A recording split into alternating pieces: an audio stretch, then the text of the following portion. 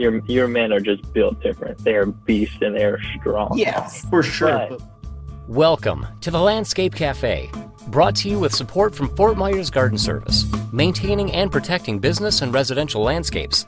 Visit FortMyersGardenService.com or call 239-990-7494. how long does a driveway take? So say you have some concrete in the driveway and the customer's like, oh, I'm tired of it, it's cracked, I hate it, I want to get rid of it, and then I want new pavers down. What does that look like from start to finish, and how long does that usually take you guys to do? Well, the length of time definitely depends on the size. But and then a lot of the time too, inspections. So let's say right now we're dealing with this situation where we go in. First step is obviously, like you said, break up the concrete, get rid of it. So we got to do that. We come in, we cut the concrete as neat as we can.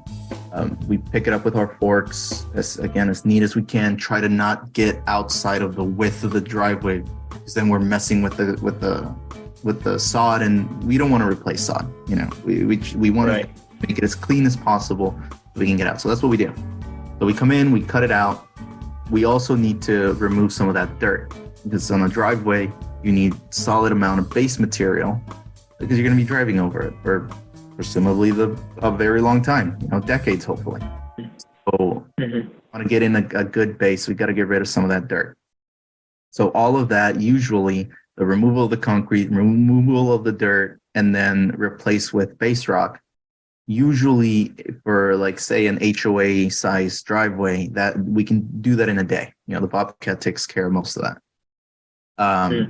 On a bigger one, maybe that'll take 2 days. So let's say 1 to 2 days for prep work. From there, if it's a county road or a city road, usually they want to do an inspection on that base rock. So then we have to pause. Ideally, they'll come in and do it the next day when we ask for it. Hip coral just took like 3 days to do it. But oh boy. Yeah, so that person then has to stay without a driveway for whatever period of time. But usually it's very good. Usually it's the next day. For an HOA, there's no inspection, so we make sure we put the right amount of base material first, and then we can get going. The installation's the best part. When we have a good solid crew with 2 installers and 2 helpers that are just feeding those 2 installers, we can install 1,000 square feet in a day. So wow. Actually, the installation takes a day. If we've got an extra guy, if we've got a 5th guy, we'll be done, cut everything on the one day. If it's a little bit bigger than maybe 2 or maybe 1.5, the installation's it's the fastest part. It's all the prep work that takes the longest. But it's all about having those skilled workers. So if you've got the 2, the people that understand and can install, like I said, like kind of secondhand without really thinking about it, you can get going pretty quick. Obviously, then if you've got a circular driveway, or if you've got a driveway with a lot of details, a lot of the higher end gated communities like out in Naples will have, maybe a double border or borders intersecting within the driveway, making shapes and patterns, and that kind of stuff will take a lot longer. But just your standard driveway, we shoot to be in and out roughly in 4 days. That's phenomenal. That's awesome. And I bet that Bobcat helps a ton, doesn't it? Oh yeah. We when we were first starting to do all this, direct to homeowner stuff, we did one driveway before the Bobcat where we cut up the concrete and then by hand was throwing up the pieces of concrete onto the trailer. And that was it. Man. One time. And as we were doing it, we were like, we got to get a Bobcat. So that I think either that same week or the next week, I went into Synergy and talked to the Bobcat people and signed the paperwork and left with a Bobcat, because it was it's one of those things it's so it's like a new truck. It's so expensive and such a when you're first starting, it's such a scary paper to sign that it just we thought maybe let's get a couple jobs under our belts and save up some of that money to have a solid, if we can't pay it off right away, let's get a solid down payment. But as soon as we did the one job, we knew it had to be done. And I mean, the thing paid for itself for now, and it's great and still running. It's amazing. I haven't had any issues with it, but definitely would recommend people to, if you need a heavy machinery, just it's a scary dive, but just dive in because it's necessary. Absolutely. It's the best investment too. And something that I also look at it as, and it's a little bit funky, like right off the bat, you wouldn't think about this, but as far as employee retention, it's phenomenal. I mean, at the end of the day, the guys, with laying brick, those your men are just built different. They are beasts and they are strong. Yeah, for sure. But when you've got a Bobcat bringing you the pallets to the back, it's a lot better. For sure. Or having to lift big old pieces of concrete, and as far as workers' comp and exhaustion rates and production rates. Oh my gosh. I mean, having that machine is so worth it. We love our equipment. It's something I'm always willing to invest in, especially because when you break it down with how much labor it can cut out, over the long period of time, it pays for itself tenfold. But it is a big expense up front. Oh my goodness. And you're right. I remember when I bought one of my big first equipment, and I was like, my gosh, this is crazy. I'm going to do it. And just building myself up to it. And, but oh my gosh. And essentially the decision came down to whether we wanted a new truck or a Bobcat. And so we just kept driving our older trucks. I mean, some of them we're still driving because they're, why get rid of them? They're perfectly fine. Yeah. They hold the material. It's all fine. And we've got a Bobcat, it's better than having a new truck for the sake of having a new truck. Right. Exactly. That's something that I have learned in my business. I actually purchased 2 brand new trucks, and I was using them, and it was great. But I realized what a damage when I started to look at profit and loss sheets and learn and understand that. I hired out CFO services. So basically they would meet with me a couple hours a month and go over my profit and loss reports and explain to me my equity and my balance and depreciation and the whole balance sheet, all of that stuff. And I was like, wow, these trucks are gorgeous. They're on the road. They're beautiful. They got great wraps on them. But look how much I owe on both of these trucks. I mean, I had just between the 2 trucks, I had $60,000-$70,000 worth of debt, and I had already put $10,000 down on each of them. And we drove one of them for 2 years, one of them for a year. And last week I actually sold both of them. Oh, and really? I ended up getting $27,000 back in cash because I already paid down on that, and I got a good amount for both of them, and paid off. Plus, that was after I paid off the debt on both of those. So both of those are now debt free. We got $27,000 extra in cash. Nice. I took $11,000 from and paid off one of my other trucks that I had a loan on, and then funny enough, there was another used truck from Brightview, which is one of the big landscape companies. It only had 77,000 miles on it. Okay. And the guy was asking about $11,000 for that one too. Nice. And so I went and bought that one. It's a used F-250, 77,000 miles on. What year? It's a 2014. And there's another dent on the bumper, but you can barely notice it. Overall, it's a good work truck. And I'm like, you know what? Yeah.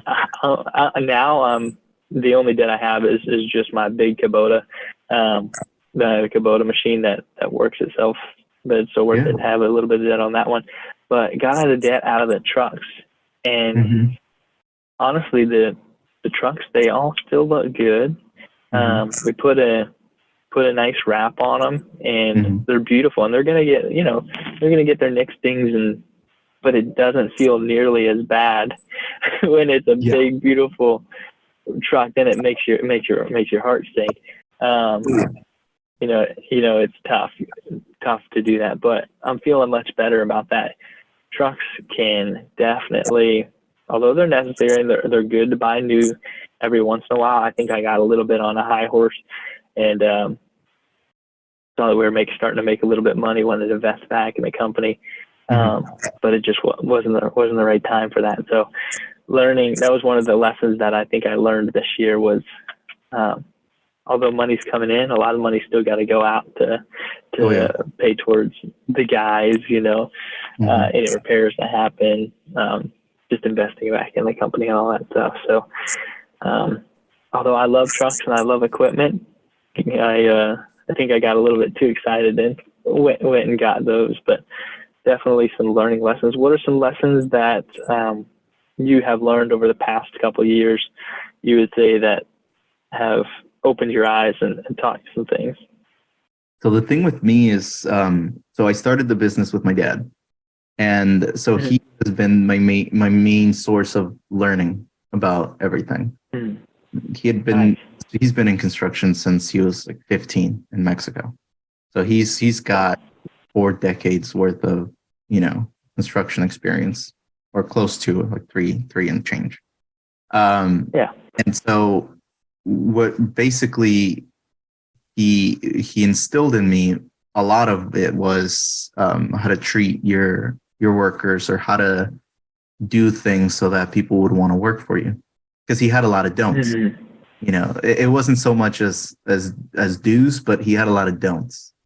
And so of previous bosses that, like we were talking about the machinery, he had a lot of bosses that were stingy with it. And like, say they had a Bobcat, they would call them and say, hey, the pavers got delivered at the front of the house and we're doing a pool deck, and the pool deck is high on a stem wall. Do you think you could bring the Bobcat out here and bring the pallets back, or maybe raise it up with the Bobcat and put it on the pool deck or something? And a lot of them would just be like, no, I don't think I can fit there, or no, I don't think I'll be able to, or give whatever reason for it. It doesn't even make any sense, because you want your guys to be efficient and to not have a sore back at the end of the day, and all of that. And so that was one of the biggest things is that he does now. Is basically he's running around with a Bobcat, going from job to job. If need be, he moves the pallets, or he's the one that removes the driveways and does it by himself now. Instead of having a whole crew removing a driveway, he does it by himself in a day. Love it. And everything. Awesome. And so there's a lot of don'ts. He had being on time to work and then leaving on time too is important. Where sometimes you do stay late because you're so close to finishing a job. You give the guys a couple extra bucks and we stay in another hour and a half, whatever it is. But you also don't want the guys there for too long when we know we're not going to finish. You also had a bosses that same thing. Bobcat, put the lights on and let's keep working in the dark, and still pay them the same would have, if they hadn't. He had a lot of that. And it just, so he had a lot of bad bosses that he went through over the years, had a lot of reasons to, do things better. And so that's kind of what he instilled in, doing things for people is still an important thing that we do. Everybody that stays with us is, treated very well. And that's our goal.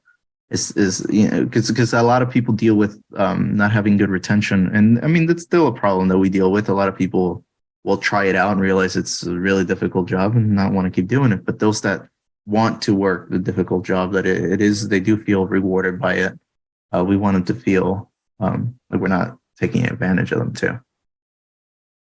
That is awesome, man, to have that experience under your belt and have you as kind of a guiding eye. That's awesome, man. That is totally incredible. I love that, because I'm like, I'm over here green thumb. Now I do have like 3 or 4 mentors that coach me on a consistent basis, but and you know you can learn a ton from that. But I mean, having your dad there and just man, that's incredible. That's so awesome with that much experience. So, what were you gonna say? Well, I was just gonna say he's got a very particular way of doing things. So the changing of the pattern that we were talking about earlier, that was it.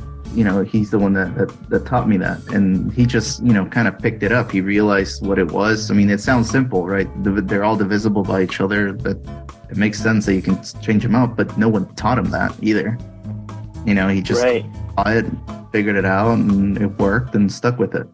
So it's just those little, you know, how they say trick of the trade, where you just pick up as you go along, and that experience is so important, especially for at the beginning when I was just learning. I didn't know what I was doing. I was just kind of helping him out. And we learn and we adjust and keep going. That's awesome. I love that. The Landscape Cafe is a production of Pure Landscaping and the Niche Podcast Network. Learn more about Bailey, Katie, and the team by visiting purelandscaping.com. You can find us anywhere you listen to podcasts. And don't forget, the best place to rate or follow the show is at thelandscapecafe.com. Thank you for listening in. Stay tuned for the next part in this conversation.